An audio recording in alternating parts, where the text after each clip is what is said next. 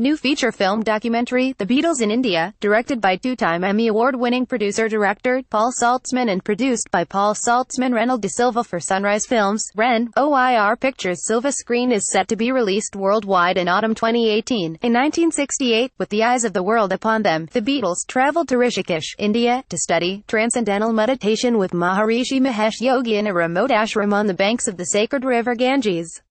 Those few short weeks became one of the most prolific and creative periods of their lives.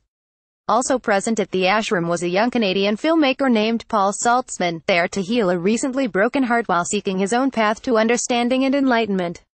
In the informal and relaxed atmosphere, he captured some of the most famous and intimate photographic portraits of the Beatles ever taken.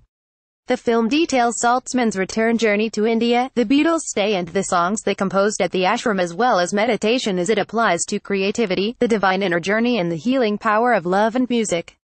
Integral to the story will be the background of many of the songs written in India and how they progressed through their initial writing, intensive rehearsals back in England and the release of the White Album on November 22, 1968, rarely seen footage and images, in-depth interviews from India, the UK and North America, and an authoritative team behind the film heralds its release later this year. Producer Reynold de Silva said, "The idea of a Beatles in India documentary has been with me since the mid-90s.